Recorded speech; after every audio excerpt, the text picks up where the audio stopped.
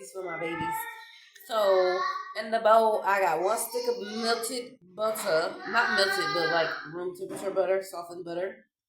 Um, 1 1/4 cup of brown sugar, azúcar.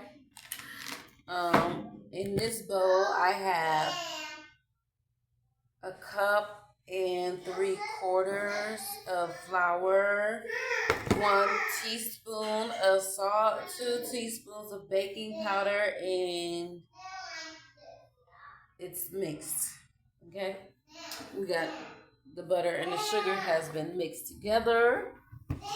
Riley, be quiet, girl. We got 2 eggs, 2 huevos.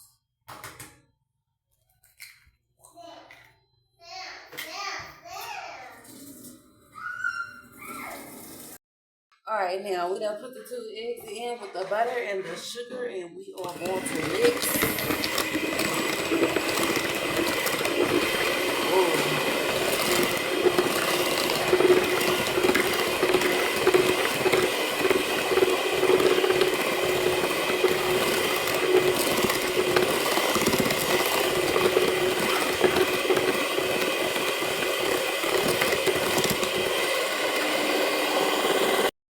Okay, this is my first time using my mixer.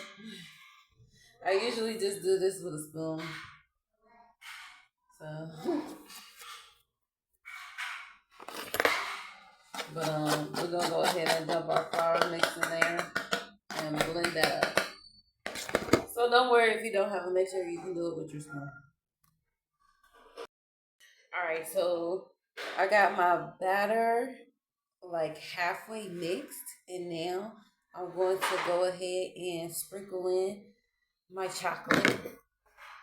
Now, if you're in America, you probably have a Walmart or something near you with chocolate chips. But I am here in Mexico, and I just for the sake of my sanity, I just bought a bunch of Hershey bars and chopped them up into small pieces, and I'm going to go ahead and dump half in the bowl, and then mix that in.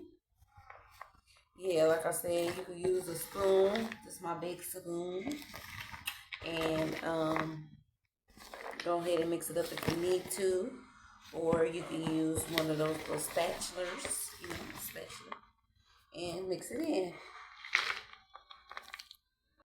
Once you get it mainly mixed in, you dump in the other half, and then you go ahead on and mix that up. This is why I started to use my mixer actually, because once you get the flour incorporated in there, it's a little you gotta use your muscle. Okay, you gotta use your muscles to go ahead and get this mixed in. So give me a moment. I'll be right back.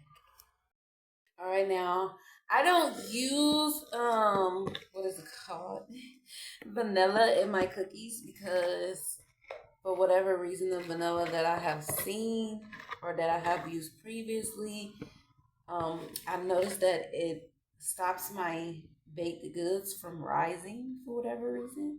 So um I don't use vanilla in my stuff usually. Maybe if I find a really good organic vanilla, that might help. But for now, this is what I got.